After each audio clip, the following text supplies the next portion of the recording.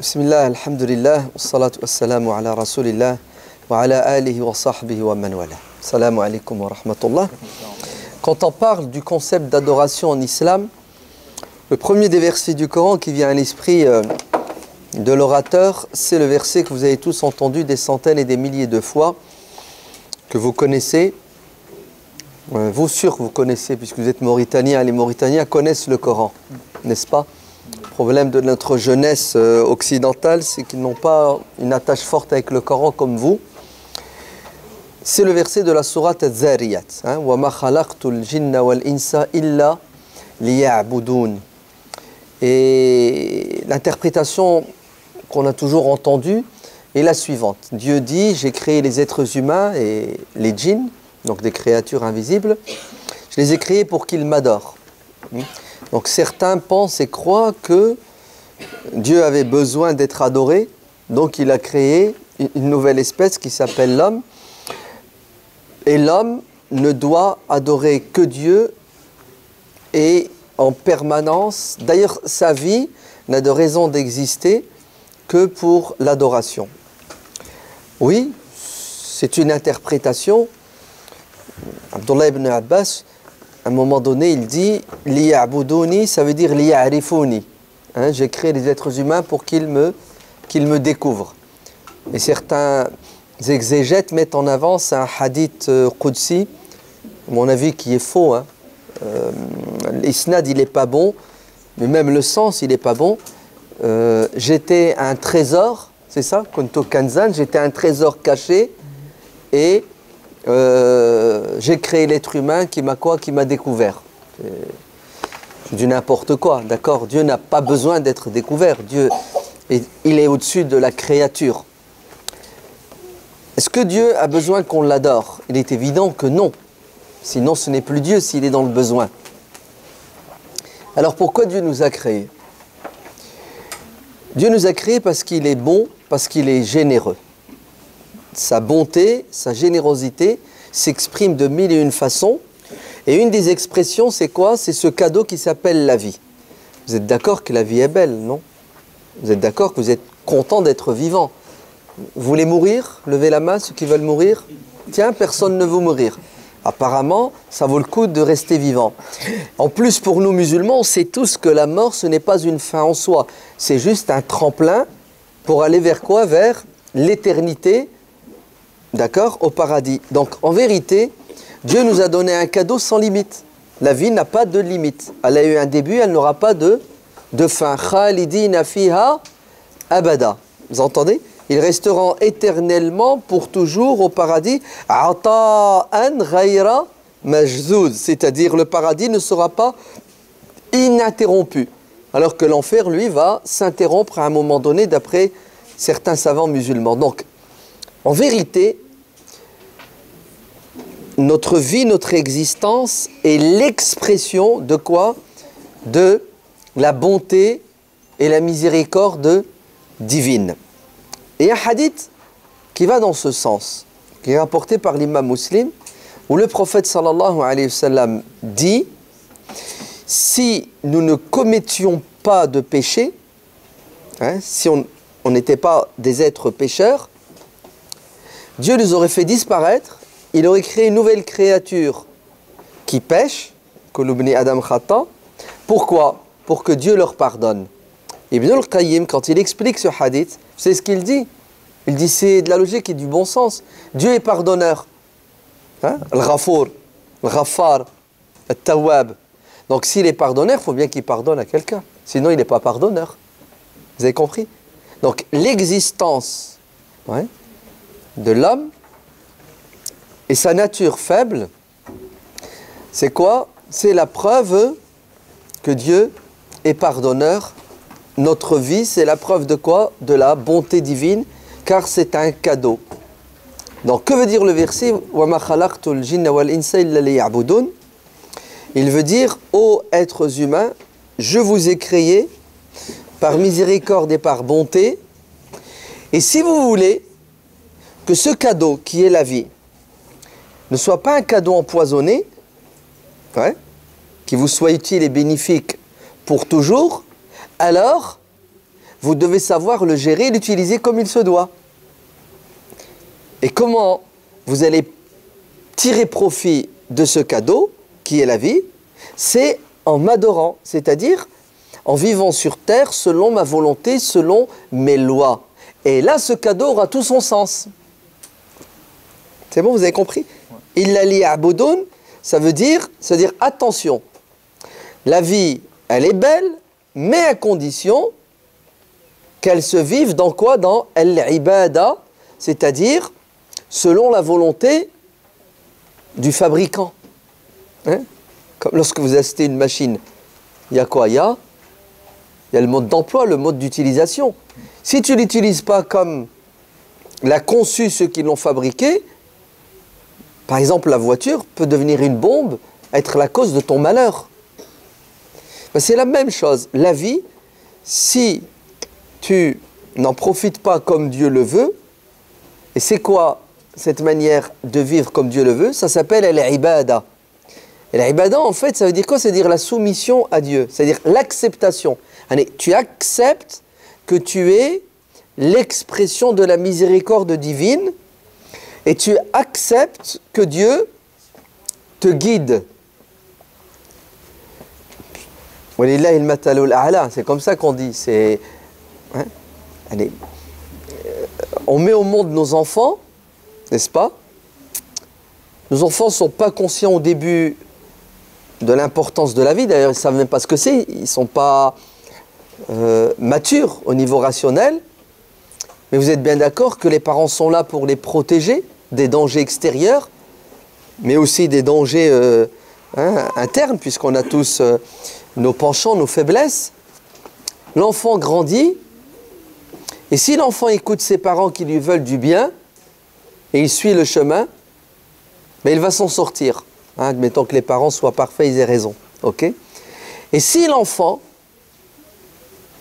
grandit et désobéit à ses parents, ouais, ben il va quoi? Il va vers sa perte. C'est pour qu'on se comprenne. L'ibada, c'est quoi? C'est vivre comme Dieu le veut pour nous, pour notre intérêt. Mais Dieu n'a que faire de notre soumission, de notre adoration. Vous connaissez le hadith Qudsi. Si tous les êtres humains étaient pieux, ça n'augmenterait rien en la puissance, au pouvoir de Dieu. Et si on était tous impies, ça ne diminuerait rien. Donc il faut vraiment qu'on comprenne que l'ibada, c'est quoi? C'est un cadeau, en fait. La vie est un cadeau, et vivre à la lumière de quoi? De l'ibada, c'est un cadeau. Et ceux qui vivront comme bon leur semble, et qui auront fait le choix de ne pas être des ibadur rahman, c'est-à-dire vivre selon la volonté de Dieu, et ils vivront selon la volonté de Shaitan, selon la volonté de leur passion, etc., etc., ben la vie sera pour eux une malédiction sur terre et ou dans l'au-delà, puisque Yawm al-Qiyamah, qu'est-ce qu'ils diront? Ya laytani takhattu ma'a rasuli sabila. Ah, si seulement j'avais écouté le messager de Dieu qui m'a invité à me soumettre à Dieu. Ya laytani kuntu turaba. Ah, si seulement, hein, la vie là, il est vivant quand il dit ça, je pouvais disparaître, être oublié à jamais. Ya laytani kuntu nasiyan mansiyan. Que des regrets. Pourquoi des regrets? Parce qu'il n'aura pas vécu sur terre selon le plan divin. Il aura fait ce que bon lui semble. Ok, tu es libre, mais tu dois assumer. En fait, l'ibada, qu'est-ce que c'est? C'est un cadeau divin qui va venir compléter le premier cadeau qui s'appelle al-hayat, qui s'appelle la vie. D'accord? Hein? La vraie vie, al-hayawan, il y a al-hayat et il y a al-hayawan, c'est laquelle? En fait, c'est l'éternité, la vraie vie. Mais il n'y aura pas d'éternité s'il n'y a pas au préalable une hayat ad-dunya. Ouais. Mais pour que la hayat dunya mène al-hayawan, la vraie vie éternelle, il faut que la hayat dunya se fasse selon le plan divin qui s'appelle l'ibada. À partir de là, l'ibada ne peut plus être compris comme un volet de l'ibada qui est l'ibadat, c'est-à-dire les actes rituels. Hein? Le terme ibada, comme beaucoup d'autres termes, avec le temps, a pris une dénotation qui est quoi? Qui est en contradiction avec la connotation. La connotation, c'est la définition du terme. L'étymologie, étymologiquement, l'ibada veut dire ceci. Shar'an, d'accord? L'ibada veut dire cela. Avec le temps, les mots, qu'est-ce qu'ils font? Ben, ils changent de sens. Ouais. Comme par exemple le fiqh. Ouais. À l'origine, le fiqh voulait signifier la compréhension intelligente et profonde. Aujourd'hui, quand tu prononces le mot fiqh dans l'oreille d'un musulman, ça veut dire le droit musulman. D'accord? Le terme sharia, à l'origine, veut dire quoi? Veut dire la voie qui mène à Dieu. Aujourd'hui, c'est le code pénal. Et ainsi de suite. L'ibada, aujourd'hui pour les musulmans, c'est quoi? C'est l'ibadat. C'est-à-dire l'adoration au sens strict du terme, c'est-à-dire ta relation verticale avec Dieu qui se contente des actes rituels, hein, la salat, le siyam, etc. En fait, non. L'ibada, c'est une manière d'être, de gérer sa vie. Donc, ça, c'était pourquoi? Pour la définition. On est tous d'accord que l'abdo, ouais, le serviteur. Alors, le terme esclave est péjoratif hein, chez nous en Occident. Ouais, donc, on ne dit pas on est esclave de Dieu. On est serviteur. J'ai même envie de vous dire le terme serviteur aussi. Tu sers Dieu, Dieu n'a pas besoin que tu le serves. Hein? Donc, on va utiliser quoi? La mushahata fi l'istilah. On est d'accord? On ne s'arrête pas sur la forme, on va aller dans le fond. Donc, il est évident que le serviteur est libre. On est d'accord sur ça? L'être humain a été créé libre et il a le choix ou non de se soumettre, c'est-à-dire d'accepter les directives divines. Mais en vérité, il n'est pas libre à 100%, hein, attention. Hein. Ouais. L'être humain est sous l'emprise divine, d'accord? Et Dieu le dit dans le Coran de manière claire et nette. Ouais. وَمَا تَشَاءُونَ إِلَّا أَنْ يَشَاءَ اللَّهُ. C'est-à-dire ta volonté est sujette à la volonté de Dieu. Même si tu veux, Dieu ne veut pas, tu ne feras pas ce que tu veux. Par contre, si tu décides et Dieu te laisse faire, tu atteindras ton objectif parce que Dieu t'a laissé. Ouais. De même, vous êtes bien d'accord qu'il y a des choses qui nous arrivent sur terre, on ne les a pas choisies. Elles nous sont imposées. D'ailleurs, on ne sera pas jugé sur ces choses-là. On est d'accord? Bah écoutez, l'ibada a deux dimensions. Il y a des gens qui sont soumis à Dieu bon gré, mal gré. Que ça te plaise ou non, ouais, tu es soumis à Dieu. Ouais. Par quoi? Par le biais des lois naturelles, des lois physiques. Et en vérité, tous les êtres humains, toutes les créatures, même le monde animal, le monde végétal, sont tous des serviteurs de Dieu dans le sens où sont soumis à quoi? À la volonté divine, à la puissance divine. Il n'y a que l'être humain, et les djinns bien entendu, qui sont capables de quoi? Qui sont capables de se libérer de cette domination totale divine en partie, puisqu'on l'a très bien dit que même ton choix, il est assujetti au choix de Dieu, d'accord? À la volonté divine. Il n'y a que nous, les êtres humains, qui avons la possibilité de dire oui ou non à quoi? À la soumission, non pas cosmique, puisqu'elle s'impose, mais à la soumission spirituelle et rituelle. On est d'accord? C'est pour cela, ils ne sont pas égaux. Hein, ils ne seront pas sur le même piédestal. Ceux qui ont fait le choix de se soumettre à Dieu et ceux qui se soumettent à Dieu malgré eux. On est d'accord? On ne peut pas se soumettre à Dieu et être agréé par Dieu si on ne passe pas par les messagers de Dieu. C'est-à-dire, il n'y a pas de ibadah agréé, accepté par Dieu sans le messager. Parce que d'aucuns croient et pensent qu'il suffit de reconnaître le Créateur, le grand architecte, etc. On les appelle les déistes, ouais. Et c'est bon. Non, ça ne marche pas comme ça. La soumission à Dieu, totale, ouais. Elle doit se faire par le biais de quoi? Par le biais de la voie tracée par les messagers qui ont été envoyés pour éclairer les gens sur cette question qui s'appelle al-ibada. Hein, les prophètes ont été envoyés, pas pour nous enseigner la médecine ou la mécanique. C'est pas vrai, hein? Ils ont été envoyés pour nous enseigner comment nous soumettre à Dieu de la meilleure façon. Hein? C'est ça l'objectif. Hein? C'est inviter les gens à la soumission de Dieu.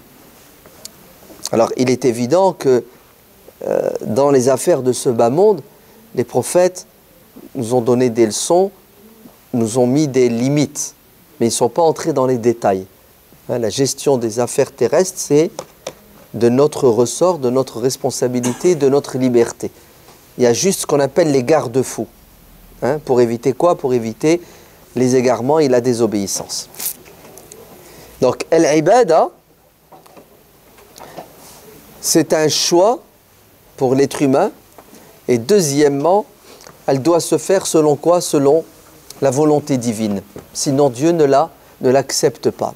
D'ailleurs, qu'est-ce que le Coran reproche aux Arabes de l'Arabie? Ce n'est pas de ne pas croire en Dieu, mais c'est d'adorer Dieu en lui associant d'autres divinités. Donc, ils étaient dans l'adoration, mais une adoration qui était quoi? Qui était fausse, hein, non avenue. Pourquoi? Parce qu'ils sont tombés dans l'association. On est d'accord? Hein? Tu fais pas ce que tu veux. Hein? Si tu veux adhérer, il y a des quoi? Il y a des conditions. Tu dois les remplir. C'est très important, hein, parce que certaines personnes croient et pensent qu'il suffit de croire en Dieu et d'avoir Dieu dans le cœur pour être quoi? Pour être sauvé. C'est pas vrai. Parce que peut-être que l'idée que tu te fais de Dieu est fausse. Et Dieu ne peut être adoré par ignorance. Ouais. Dieu doit être adoré comme il se doit. Hein, les savants disent « Inna Allah la yu'badu bil jahl ». C'est logique. Tu ne peux pas être ignorant et en même temps soumis comme il se doit à Dieu. C'est pour cela l'ibada doit se faire selon la volonté divine. Et pour justement qu'elle se fasse, qu'est-ce qu'il faut? Il faut l'ilm. Pas de ibada sans ilm, sans savoir, sans science, sans intelligence en fait. Nous on croit et on pense que l'ibada c'est la soumission aveugle, vous entendez? La soumission aveugle à Dieu et une obéissance à l'instar de quoi? À l'instar de l'animal qui est soumis à Dieu, qui obéit aux lois divines. C'est pas vrai. Ouais. L'ibada, c'est quelque chose qui est pensé, qui est réfléchi, c'est quelque chose qui a un sens. Et la règle, c'est quoi? C'est que le rituel, donc l'ibadat, hein, au sens restreint du terme, doit se faire selon le diktat coranique et prophétique, hein, ce que Dieu a dicté, ce qu'il a dit dans le Coran et la Sunna. Il y a une marge de manœuvre. Hein, pourquoi? Pour la critique, pour l'intelligence, pour l'évolution. Al-mu'amalat, les affaires de ce bas monde, c'est le contraire. D'accord? Hein, c'est ce qu'on a en arabe, puisque vous êtes arabophone. C'est quoi? C'est الأصل في العبادات الاتباع وفي المعاملات الابتداع. L'innovation, la réflexion. Mais même dans l'ibadat au sens rituel du terme, il y a une partie de quoi? Il y a une partie de réflexion, une partie d'évolution, bien sûr. Vous allez me dire non, je ne suis pas d'accord, puisque Ali ibn Abi Talib dit, dans le Sahih de l'imam al-Bukhari, si la religion était une affaire de logique et de bon sens, il nous aurait été demandé d'essuyer le bas des chaussons et non pas le dessus. Hein? Hein? Al-Masah. Al-Masah, il se fait sur quoi? Sur le dessus et non pas le dessous. Donc, l'ibada, c'est quoi? C'est la soumission totale et aveugle. Il n'y a pas de logique, circule, hein? Il n'y a rien à comprendre. En fait, c'est une mauvaise interprétation de la parole de Ali ibn Abi Talib. Si vous la prenez au sens littéral, vous vous trompez. Pourquoi? Parce qu'il y a d'autres compagnons, tels Zayd ibn Thabit, qui dit le contraire, qui dit qu'il faut essuyer en bas, pas au-dessus. Et Allah, on fait quoi maintenant? Zayd dit le contraire, lui. Il dit vous essuyez le bas de vos chaussons, de vos chaussures. En fait, qu'est-ce que dit Ali ibn Abi Talib? Ali ibn Abi Talib dit, dans l'ibadat au sens strict du terme, il y a un domaine qui fait appel, interpelle la raison. Et le reste, non. Bien sûr, il y a un ijtihad dans l'ibadat. Il y a un ijtihad. Vous allez me dire, vas-y, je ne comprends pas là, donne un exemple. Prenons le pèlerinage, le hajj. Le hajj, c'est quoi? C'est l'ibadat, ce n'est pas le mu'amalat. Le hajj, nous avons un hadith qui dit Khudou anni manasikakum. C'est-à-dire, faites le pèlerinage comme je l'ai fait. On est d'accord? Très bien. On fait quoi aujourd'hui avec les 3 millions de pèlerins qui doivent, d'après la majorité des savants et des madhahib, passer 3 jours, 4 jours dans une sphère géographique qui s'appelle Minan. Vous êtes d'accord? Les tentes à perte de vue. Vous êtes bien d'accord que la surface délimitée, elle est quoi? Elle est limitée. Le nombre de pèlerins ne cesse d'augmenter. À un moment donné, il se passe quoi? C'est impossible.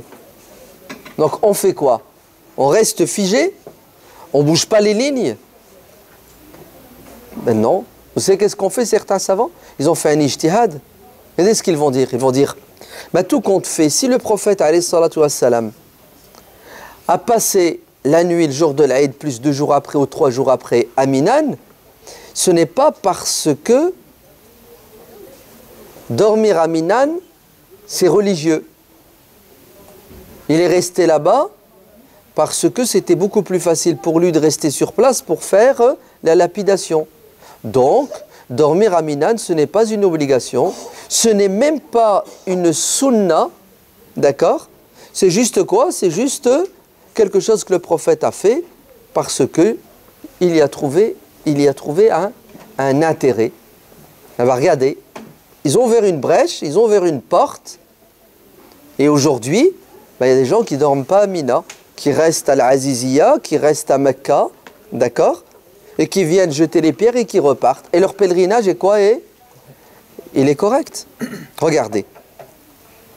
Jeter les pierres, chez la majorité des savants, surtout les Hanbalites d'Arabie, qui ne sont même pas Hanbalites, qui sont Salafis ou Wahhabites, il est interdit de jeter les pierres avant le Zawal, avant midi, et après Maghrib, le coucher du soleil. Donc tu as 4h30 de temps pour que 3 millions, 2 millions, 1,5 million de personnes jettent des pierres dans 3 stèles.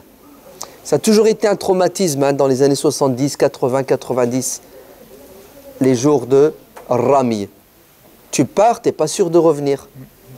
Vous entendez? D'ailleurs, on attend toujours le décompte des morts. Il y en a eu combien cette année? 700, 1500, 2000. Alors tu as les tarifs, il faut les appeler des tarifs, qui disent « Masha'Allah, ils ont de la chance, ils sont morts pendant le pèlerinage. Au moins, eux, ils sont partis propres, nickel. » Et comme si le but du pèlerinage, c'était que tu partes et que tu meurs là-bas et que tu ne reviennes pas. Vous vous rendez compte, subhanallah? L'ibada, c'est quoi son objectif? C'est, tu prends une douche et tu meurs. Allez, tu finis la prière, si tu peux mourir après la prière, c'est super. C'est grave de comprendre l'ibada comme ça. Et quand on leur disait Allah ibarak fikum, Ne serait-ce que par darura, ne serait-ce que par nécessité vitale. Il y a des gens qui meurent, vous entendez? Laisse la mort. Il y a des gens qui souffrent, juste la souffrance. Laisse la souffrance, la difficulté. Libérez, hein, ouvrez 24 heures sur 24, laissez tourner. Non, blocus. Vous savez pourquoi blocus? Parce que l'ibada a été réduite à quoi? À des actes, ouvrez bien vos oreilles, d'adoration rituelle qui, à leurs yeux, n'ont pas de sens. N'ont pas de sens. Quelles que soient les conséquences, tu dois adorer Allah. Mais attends, je vais mourir. Mais allez, tu seras martyr. Ouais. Vous avez vu ma foum al-ibada? En fait, c'est très chrétien. Vous avez compris? C'est très chrétien. Pourquoi c'est chrétien? Parce que chez les chrétiens, plus tu souffres, plus Dieu est content de toi. Ouais. Ah oui. Bah, attendez, Dieu a envoyé quelqu'un pour souffrir.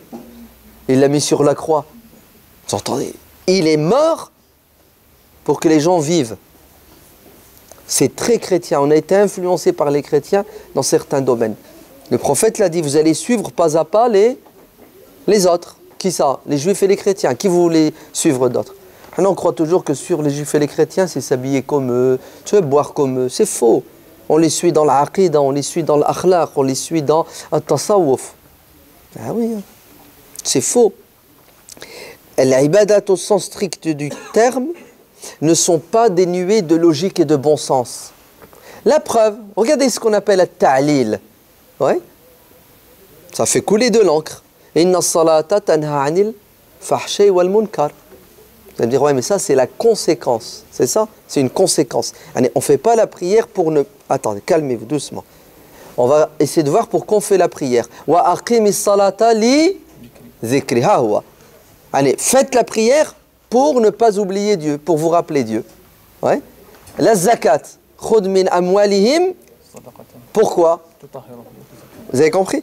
Hein? Prendre la zakat. C'est quoi le but et l'objectif de la zakat? En fait, l'ibadat au sens strict du terme ont un impact spirituel, c'est-à-dire ton cœur, ton âme, ça c'est ta relation intime avec Dieu, et subhanallah, cette religion elle est tellement bien faite que elles ont un double impact. Ouais. Les ibadat ont un impact sur notre spiritualité et en même temps sur quoi? Sur notre comportement. Ouais. Dieu fait d'une pierre deux coups. Ouais. Adorez-moi intimement et vous verrez que ça aura un impact sur vous politiquement, économiquement, socialement et moralement. Donc, ne pensez pas que l'ibada, c'est quelque chose qui est dénué de sens, qui est dénué de logique, qui est dénué de rationalité. Que dire? La ibada première, c'est laquelle en vérité? Quand on réfléchit bien, c'est laquelle? C'est la aqida, c'est croire en Dieu, se soumettre à Dieu intellectuellement et spirituellement. Est-ce que notre soumission à Dieu peut être dénuée d'intelligence? Non. Tous les savants musulmans sont d'accord que at-taqlidu fil aqida haram la yajuz. Tu n'as pas le droit de faire du mimétisme dans le domaine des croyances. La croyance, ça doit être un acquis, d'accord? Après quoi? Après effort intellectuel, après recherche. Sinon, tu suis n'importe qui, n'importe quoi. Fais la ibadat, à la rigueur, c'est possible. Donc, l'ibada, c'est quelque chose qui a été défini par Dieu, qui a un objectif, c'est d'élever l'être humain au niveau spirituel, et le spirituel ne doit pas être dissocié du rationnel. Ouais. Ainsi, si Ali ibn Abi Talib dit que on doit essuyer le dessus, il veut nous dire, attention, cherchez pas à savoir pourquoi 4 rak'at ou 2 rak'at, le Fatiha à voix haute, à voix basse. Non, non, non. Ça, circuler, pour l'instant, on ne sait pas ce que Dieu nous cache comme secret dans le Coran et dans la Sunna. Mais en tout cas, pour l'instant, vous vous soumettez, ouais, vous acceptez, parce que le but, c'est quoi? C'est la nourriture et l'élévation spirituelle. Mais vous avez le droit Vous avez le droit dans l'ibadat de quoi? D'avancer, d'évoluer, d'innover. Au passage, hein, maintenant, si jamais vous allez faire le pèlerinage, Rajm, il n'y a plus de danger. Hein. Ils ont quoi? Ils ont fait un ijtihad dans l'ibadat. Vous avez compris? Ils ont fait un ijtihad dans l'ibadat. Ils ont multiplié les stèles en hauteur, c'est-à-dire vers le haut. Comme le sa'i, ils ont multiplié les allers-retours vers le haut. Est-ce que vous savez qu'il y a encore une minorité de résistants, ouais, de savants qui disent « La yajouz, tu n'as pas le droit. Si tu vas faire le pèlerinage, tu jettes les cailloux en bas. Si jamais tu les jettes à l'étage, ton pèlerinage n'est pas bon. Si tu fais un sa'i, tu dois le faire au rez-de-chaussée. Si tu es au troisième, khlat alik. 6 000 € à la poubelle. Tu dois revenir. Oh non, tu dois leur donner un mouton. Tu sais, tu dois égorger. » Vous avez vu le Jumu'd, vous avez vu, subhanallah, comment... Tout ça pourquoi? Parce qu'ils pensent que les ibadats sont quoi? Sont dénués de sens. Alors que toute chose a un maqsad. On l'a dit tout à l'heure. On n'adore pas Dieu parce que Dieu a besoin de nous. En fait, l'ibada, ouais, c'est quoi? Ben, c'est ce que Dieu nous a dit de faire pour notre bien-être. Ouais. La preuve. La preuve. Si jamais il y a deux obligations qui se présentent, prenons l'exemple de la prière, la salat. Ouais. C'est l'heure de la prière. On doit faire la prière à l'heure. Au moment où vous voulez faire la prière, il y a quelqu'un qui appelle au secours, qui est en danger. Vous faites quoi? Vous faites la prière ou là vous vous occupez de la personne qui appelle au secours? Ah. Si vous pensez, vous croyez que l'ibada, son but et son objectif, c'est de vous soumettre aveuglement, regardez ce que je vais dire maintenant, stupidement à Dieu, ben vous faites la prière, vous laissez le mec mourir. Et ça se voit, hein. Par exemple, maintenant avec YouTube, les vidéos, ouais, tu reçois une vidéo de quelqu'un qui est dans la prière et tout d'un coup qui s'écroule. Crise cardiaque, AVC. Ben, les gens sont perdus. Hein. Les gens qui sont à côté, ils sont perturbés. Ils sont là, l'autre y est tombé. Je fais quoi? Attends, je fais la prière, le mec qui a... Ouais, vous avez compris? Regardez, ils sont perturbés, ils sont déstabilisés. Vous savez pourquoi? Parce qu'ils n'ont pas bien compris ce que c'était l'ibada. Tout simplement. S'ils savaient que l'ibada, ce n'était qu'un moyen et non pas une fin en soi. C'est bon, vous avez compris? L'ibada, c'est qu'un moyen. Alors, Dieu, il a besoin qu'on l'adore. C'est un moyen. Donc, c'est qui? La priorité, c'est pour qui? C'est pour la prière ou là, tu t'occupes du... Mais tu t'occupes de lui. Ouais. Peut-être Mskin, il a juste fait quoi? Il a perdu conscience. Ouais. Qu'est-ce qu'il faut faire? Ben, il faut remonter sa tête pour éviter qu'il s'étouffe. Ouais. Ouais, quand quelqu'un tombe évanoui, il est sur son dos. Qu'est-ce qui se passe? Hein, la langue, elle descend et elle obstrue la trachée artère.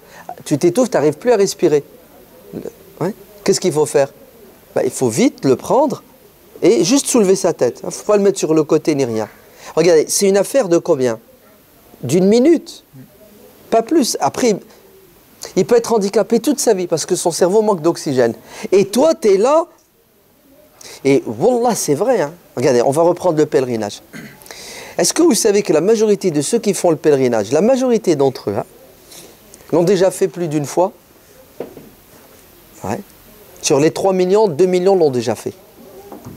Au lieu que les 2 millions mettent l'argent dans les hôpitaux, dans les écoles, dans les estomacs de ceux qui ont faim, tout projet à dimension humanitaire, le mec il part refaire le pèlerinage 7 fois. Il est content, hein, je l'ai fait 22 fois.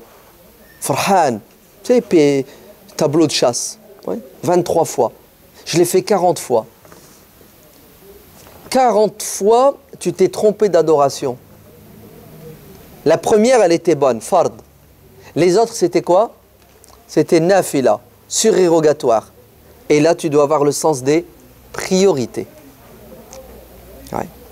L'imam al-Bukhari, radiallahu anhu, rapporte dans son sahih, Kitab al-A'mal fi s-Salah, de la possibilité d'agir dans la prière et de faire autre chose que la prière.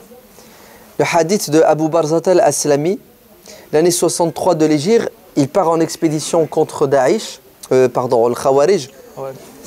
C'est pareil. Hein. Ouais, ils se ressemblent. Ouais. En Irak, et c'est l'heure de la prière. Qu'est-ce que fait Abu Barzat al-Aslami? Allahu Akbar, il fait sa prière, mais il avait un problème avec son cheval. Nulle part où l'attacher. Il tient les brides de son cheval, tout en faisant la prière. Mais le cheval, il ne fait pas la prière comme nous. Le cheval, il bouge. Ouais. Donc, qu'est-ce qu'il fait Abu Barzata? Ben, il bouge avec son cheval.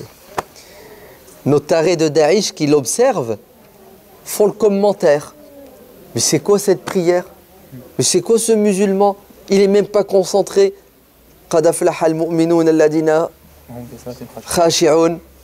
Quand il a terminé la prière, il va vers eux. Et il les interpelle en leur disant, je vous ai entendu. Hein. Savez-vous qui je suis? Apparemment, vous ne le savez pas. Je m'appelle Abu Barzat al-Aslami, compagnon du prophète alayhi salatu wassalam. J'ai participé 8 fois aux côtés du prophète à ses expéditions militaires. Le prophète n'était pas comme vous. Ouais. Vous n'allez pas me montrer comment faire la prière, ni comment adorer Dieu. Vous êtes mal placé. Et le prophète n'avait rien à voir avec vous. Le prophète n'était pas dur comme vous. Il n'était pas bête et stupide comme vous. Que voulez-vous que je fasse? Je le lâche mon cheval? C'est 10 000 euros que j'ai perdu. 20 000 euros. Ouais. Et je fais comment pour rentrer chez moi?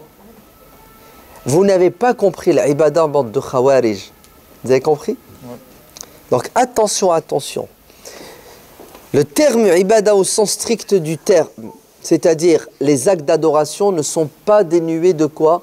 De sens, ne sont pas dénués de hikmah, de sagesse. Réduire l'ibada au ibadat, c'est un égarement manifeste. Vous entendez? C'est un égarement manifeste. Qui c'est qui dit ça? Ben, c'est Dieu qui le dit dans le Coran, tout simplement, à plusieurs reprises. D'accord?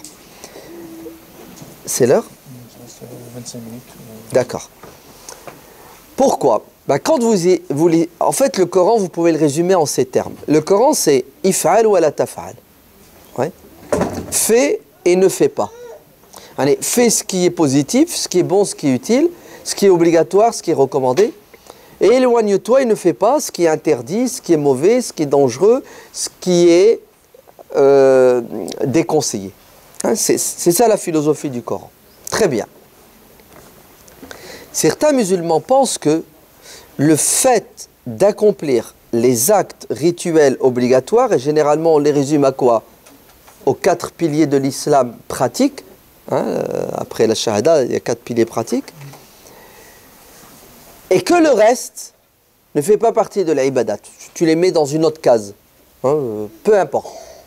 En fait, regardez ce que les musulmans vont faire. Les musulmans, tout doucement, ils vont devenir, vous êtes prêts? Je vais utiliser le mot laïque. Ouais. Ils vont réduire le religieux à leur relation intime avec Dieu. Et la laïcité, c'est quoi son but et son objectif? C'est d'enfermer en prison, dans l'église, dans la mosquée, l'expression religieuse. Ouais. C'est-à-dire, tu as le droit d'être croyant, mais je vais te définir ta pratique religieuse. Je vais te dire ce que tu as le droit de pratiquer, ce que tu n'as pas le droit, et je vais te dire où tu as le droit de pratiquer et où tu n'as pas le droit. Surtout en ce qui nous concerne, nous musulmans aujourd'hui. Ouais. Ils ont atteint un culot sans précédent, certains pseudo-intellectuels, qui veulent nous définir l'islam. Le mec qui n'est pas musulman, il n'est pas expert de l'islam, il veut nous donner des leçons, nous dire qu'est-ce qui est islamique de ce qui ne l'est pas. Qu'est-ce que tu dois pratiquer, qu'est-ce que tu ne dois pas pratiquer, où tu dois le pratiquer. C'est impressionnant. Bon, bref, en tout cas, sachez que, de manière inconsciente, ouais, et ça ne date pas d'aujourd'hui, attention, hein, j'ai même envie de vous dire, ça remonte au premier temps de l'islam. Je vais vous donner la preuve. Tout doucement, qu'est-ce qu'on fait? On éloigne l'ibada de la sphère sociale, politique, économique, tout ce que vous voulez comme sphère, pour l'emprisonner. Dans quoi? Dans un lieu qui s'appelle El Masjid. Et en dehors de là, il ne doit plus y avoir d'expression religieuse, sauf celle qu'aura permis l'autorité. Ouais. Si bien qu'aujourd'hui, je vais vous donner des exemples concrets qu'on vit en France. Quand on a des gens qui arrivent dans les mosquées et qui veulent faire des récoltes, donc ils appellent les musulmans à la générosité, anfiqou, etc. Tu leur dis donner de l'argent pour une mosquée, ok, 3 millions d'euros, ils vont donner. Hein. Toutes les mosquées, 90% des mosquées de France ont été construites avec les deniers des musulmans de France. Vous me suivez? Ces mêmes musulmans, tu leur dis donner de l'argent pour l'école, et ils ne donnent pas, ou ils donnent très peu. Ouais. C'est pourquoi? Parce que pour eux, al-infaq, c'est une ibada. Ok, on est d'accord avec eux. Eh ben, al-infaq, qui est une ibada, ne doit pas sortir de la sphère rituelle. Parce que l'ibada, c'est rituel. L'école, c'est quoi? L'école, c'est quoi? C'est pas religieux, l'école, c'est... Ouais, attends, je vais donner de l'argent, fils sabilillah, pour que le mec il fasse des maths? Ça va pas, non? Les maths, c'est quoi les maths? Les maths, c'est pas en arabe déjà, ouais. Donc c'est pas islamique. Et en plus, je crois qu'ils sont pas musulmans, les grands matheux, les profs. Ouais, Pythagore. Ouais. Vous avez compris ce qui se passe dans l'inconscient religieux du musulman? Non, c'est même plus de l'inconscient. Hein. C'est carrément de quoi? C'est carrément une laïcisation de l'esprit du musulman. Ouais. Mais alors là, si jamais tu lui demandes de l'argent pour ragrandir la mosquée, mais c'est pas la salle de prière qu'on va ragrandir. On va faire une piscine dans la mosquée. Aïwa. Hadizouina hadi. Déjà, donner de l'argent pour une piscine, c'est un non-sens. Et en plus, une piscine dans la mosquée. Allez, vous voulez Pervertir. Non, mais c'est violent, c'est choquant. Mais c'est choquant pour qui, en fait? C'est choquant pour ceux qui ont été formatés depuis leur tendre enfance. Et ça remonte à des siècles. Hein. Attention. Hein. Et on leur a dit que la ibada, c'était quoi? Ben, c'était ça. Tout le reste, c'est pas ibada. Ouais. Donc, il faut vraiment sortir de cette conception laïque de l'islam. Ouais. L'islam, c'est une religion qui nous invite à être musulmans 24 heures sur 24, partout, selon nos possibilités. Mais retirer cette dimension de l'islam, c'est dévoyer l'islam. C'est trahir l'esprit de l'islam. Non, attends. Ne me dis pas qu'on doit être musulman même quand on dort. Tu as dit 24 heures sur 24. Ben, tu serais étonné que si. Puisque nous avons quoi? Nous avons une baguette magique. Vous savez c'est laquelle? C'est al-aada peut devenir ibada. Grâce à quoi? Grâce à la niya. Ah, qu'est-ce que c'est puissant. C'est-à-dire les choses de la vie qui sont presque des réflexes. D'ailleurs, tu n'as même pas le choix de ne pas dormir. Juste l'islam te dit, écoute, formule l'intention et dors selon les règles de l'art islamique.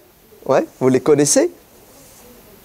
La nourriture, c'est biologique, c'est animal, tu n'as pas le choix. Mange ou crève ou mange, ou je ne sais pas comment dire. Vous me suivez? Eh bien, subhanallah, la nourriture peut se transformer en quoi? En ibada. Ça dépend ce que tu mets dans ton assiette et comment tu le consommes. Alors, vous avez tous entendu parler un jour du fameux hadith où le prophète alayhi salatu wassalam, va étonner ses compagnons. Quand il leur dit « Wafi bud'i ahadikum sadaqa ». Même les relations intimes, c'est-à-dire même se faire plaisir, devient un acte d'adoration. C'est choquant pour un esprit laïque. Ben, le prophète dit à ses compagnons, très bien, cet acte, ce plaisir, ben, si tu le fais selon ton bon vouloir, ce qu'on appelle l'adultère, la fornication, c'est un péché. Ben, si tu l'accomplis selon l'ibada, la volonté de Dieu, ça devient... C'est fort quand même. Hein? En fait, tout devient ibada quand l'intention est bonne et quand c'est fait selon quoi? Selon l'éthique, la morale et la loi islamique. Et là, quoi, ça t'ouvre un horizon extraordinaire. Ouais. Le prophète, alayhi salatu wassalam, dit tout est perte de temps. En fait, tout ce qui n'est pas utile est perte de temps. Par contre, si vous faites les choses comme il se doit, ce n'est plus une perte de temps. Par exemple, il cite faire du sport, ce n'est pas une perte de temps. Ouais. Monter à cheval, ouais. Ce n'est pas une perte de temps. Aller faire du sport au messager de Dieu, c'est une ibada. Oui, c'est une ibada. Parce que ton corps a besoin de quoi? A besoin de certaines choses. Donc, je reviens pour dire que restreindre, limiter la ibada aux actes rituels dans une sphère donnée, c'est un égarement manifeste qui a des conséquences dévastatrices sur quoi? Sur la communauté musulmane et sur le musulman lui-même. Ainsi, qu'est-ce que ça développe? Ça développe l'hypocrisie. Non, je vais être gentil. Ça développe la schizophrénie. Hein? Oui. Tu as deux personnes. Tu as une personne, quand elle est à la mosquée, elle est en mode ibada. Ouais. Et dès qu'elle n'est plus dans cette sphère géographique spirituelle, elle est en mode Seigneur, tu me laisses tranquille, je fais ce que je veux. Je n'ai plus de compte à dire inuka ya'muruna an naf'ala fi amwalina ma nasha. Qu'est-ce qu'ils ont reproché au prophète Houd? C'est ça? Ils ont dit quoi? Ta religion, elle va se mêler de notre argent? Vous avez compris? Quoi? On est plus libre de faire ce qu'on veut avec le fric? Ça va pas, non? La religion, tu la laisses où ça? Dans le temple. À l'extérieur, on fait ce qu'on veut. Ouais. Et vous savez, rééduquer les gens, surtout les musulmans, pour qu'ils aient une compréhension de la ibada qui est lâche, ouverte, wallah, c'est pas évident. Hein. C'est du boulot. Hein. Pourquoi? Parce que ça remonte à plusieurs siècles. Ça veut dire comment ça, à plusieurs siècles? Oui. Le premier égarement, le premier dévoiement, la première des ibadas qu'on a retirées de l'islam, vous savez c'est laquelle? Ahsant. L'imam Suyuti rapporte dans le Jami' al-Saghir, et l'Albani passe derrière et met son tampon, le hadith est sahih. La tunqadanna ura al-islami urwatan urwatan. C'est-à-dire, les musulmans vont quoi? Vont délaisser petit à petit leur religion. Et la première des choses qu'ils vont délaisser du din, la première ibada que les musulmans vont abandonner, c'est quoi? C'est le politique. Et le hukm, c'est le politique. Il faut parler langage moderne. Vous avez compris? C'est-à-dire, la première des choses que les musulmans vont faire, c'est de devenir laïcs. Et qu'est-ce qui les a poussés à être laïcs? Les dictateurs. Les despotes, ceux qui ont le pouvoir. Ceux qui ont le pouvoir, leur but c'est quoi? C'est d'éloigner les gens du fait politique. Ouais. Et c'est toute une littérature qui va voir le jour, et des savants qui vont vendre leur âme au diable pour dire aux musulmans, ne vous occupez pas, ne vous mêlez pas, de quoi? D'ailleurs, il y a même des hadiths qui disent, vous aurez des dirigeants, tant qu'ils vous laissent faire la prière, c'est bon. Ouais. Le mec, il est injuste. C'est ça? Le mec, il mène le pays à la catastrophe. Mais allez, attends, il te laisse faire la prière. Qu'est-ce que tu veux de plus? Vous avez vu, regardez, on a réduit la ibada. C'est pour ça les Khawarij, ils n'étaient pas si tarés que ça. Hein. Ils avaient des défauts, mais ils avaient des qualités. Parmi les fondements de leur doctrine, de leur minhaj, vous savez, c'est quoi? Les piliers, hein? C'est l'amr bil ma'rouf. C'est ce que ça veut dire l'amr bil ma'ruf, l'engagement politique. Et d'ailleurs, leur courant, il est politico-religieux. Ouais. Et c'était quoi leur objectif? C'était de renverser le pouvoir pour instaurer, entre guillemets, une démocratie, c'est-à-dire un système plus juste, plus équitable. Et ils vont être condamnés. En fait, ils se sont plantés, ils ont utilisé la violence. Si seulement ils avaient utilisé autre chose, ça irait mieux. Donc, la première des choses que les musulmans vont abandonner Non, je vais le dire autrement, puisqu'on parle de ibada. La première ibada que les musulmans vont délaisser, c'est quoi? C'est de gérer les affaires politiques au mieux. Et la dernière des choses que les musulmans vont abandonner, ça sera la salat, ouais, la prière.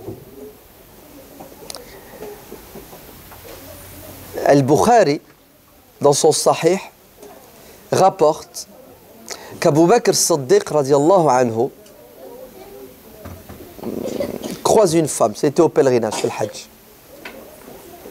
Il s'appelle Zaynab al-Ahmasiyya. Et qu'est-ce qu'il fait? Il la salue, politesse, salam alaykum. Et le salut est une ibada, non? Ouais. Al-Hadith, il dit, si tu dis salam alaykum, tu as dit hasanat, c'est ça? Non, non, non, excusez-moi. Le salut est une obligation, c'est ça? Faïda huyitum bi. Subhanallah, vous vous rendez compte? C'est-à-dire, même la politesse, elle est quoi? Elle est comptée comme ibada. Incroyable, hein? Afshu salam. Ouais. Donc il salue cette femme et la femme ne répond pas. Abu Bakr est étonné. Il dit, qu'est-ce qu'elle a dit? Elle est muette ou quoi? Elle dit, non, non. Elle a fait la promesse de ne pas parler pendant son pèlerinage. Vous avez vu? Il y a des gens qui se sont convertis à l'islam et qui n'ont pas fait risette. Ouais.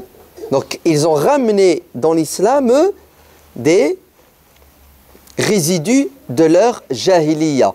Que ce soit des mouchrikoun ou que ce soit des juifs et des chrétiens.